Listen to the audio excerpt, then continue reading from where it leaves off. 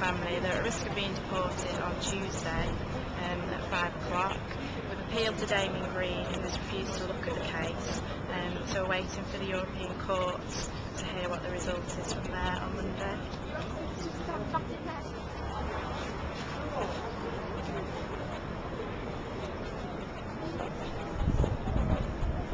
Okay, the situation is that Child M and his family have been served with removal orders for this Tuesday. Damien Green has refused Kaufman's request that the family are allowed to remain permanently in the UK.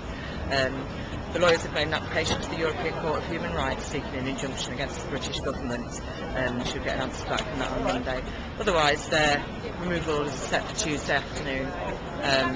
Clearly they can't go back to Iran. It's not safe. Their case hasn't been properly considered still. Anybody that has any detailed knowledge of their claim for asylum knows that it's absolutely founded. They've had proof. They've submitted arrest warrants for Farah and Maru.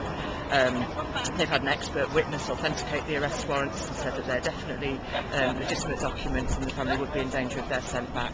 So I can't see on the basis of that they can possibly think that it's okay to send a woman and her children back to Iran when at the moment plastered all over the newspapers is a picture of a woman who's on death row to be stoned to death for adultery. It just beggars belief that they can even be considering sending the family back there.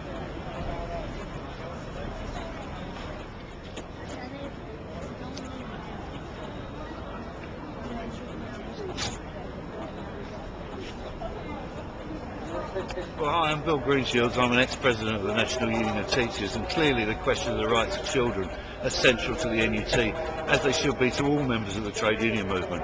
And here we've got a case of an absolute abuse of human rights, where a family is threatened, a child is threatened with deportation to a country where just right at this moment we know that there are people who have been subjected to terrible abuses of human rights, in fact to murder and death as a result of their political positions, and this child is about to be deported to Iran.